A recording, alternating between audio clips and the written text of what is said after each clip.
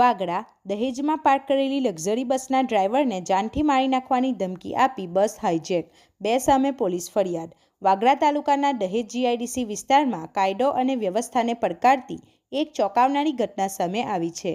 કંપનીના કામદારોને લાવવા લઈ જતી પાર્ક કરેલી લક્ઝરી બસના ડ્રાઈવરને ખુલ્લેઆમ જાનથી મારી નાખવાની ધમકી આપી 2 શખ્સો બસ લઈને ફરાર થઈ જતા સમગ્ર પંથકમાં ભારે ચકચાર મચી છે।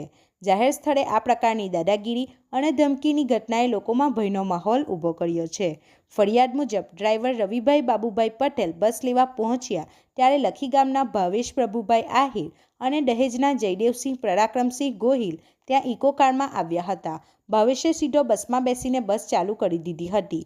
ડ્રાઈવરે વિરોધ કરતા બંનેએ ગાળો બોલી ધમકી આપી કે સાઈડમાં હટી જા, નહીં તો બસ ચડાવી દઈશું। ત્યારબાદ ભાવેશ બસ લઈને નીકળી ગયો, જ્યારે જયદેવસિંહે પણ ડ્રાઈવરને શેઠ સાથે વાત કરી લેવાની ધમકી આપીને સ્થળ છોડી દીધું હતું। આ ઘટનાએ ઔદ્યોગિક વિસ્તારમાં સુરક્ષા વ્યવસ્થા સામે ગંભીર પ્રશ્નો ઊભા કર્યા છે। જાહેરમાં ધાકધમકી આપી વાહન કબજે કરવાની આ ઘટના અત્યંત ગંભીર માનવામાં આવી રહી છે।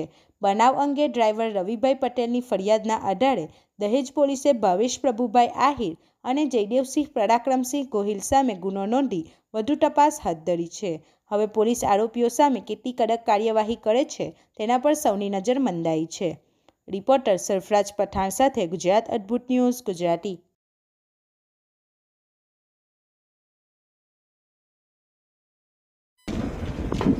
મારું નામ Rushikumar Dhiraj Ahir, proprietor of the organ tours and travels.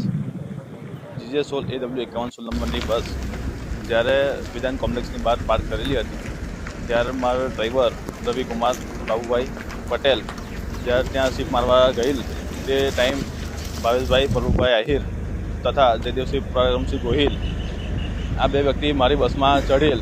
ત્યારે મારા ડ્રાઈવરે સવાલ પૂછતા કે આ બસ ક્યાં લઈ જાઓ છો, તો જયદેવસિંહ પરાક્રમસિંહ ગોહિલે જવાબ આપ્યો કે તારા શેઠ સાથે વાત કરી લેજે, અને ડ્રાઈવરને એમ ધમકી આપી કે તું સાઈડમાં હટી જા, બાકી તારી પર બસ ચડાવી દઈશ એમ ધમકી આપી રવિભાઈની સામે આ બસ લૂંટ કરી ગયા છે।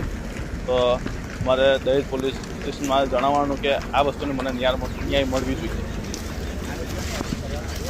ના, આજ સુધીને આજે લગભગ 3 દિવસ થઈ ગયા છે। 3 દિવસમાં હજુ કોઈ આરોપીને ધરપકડ થઈ નથી। હું એ જ માગણી કરું છું કે આરોપી ફરે છે તો પણ એમની ધરપકડ કેમ નથી થતી। આપણી આસપાસ બનતી ઘટનાના સમાચાર જોવા માટે ગુજરાત અદ્ભુત ન્યૂઝ ગુજરાતીને લાઈક કરો, શેર કરો।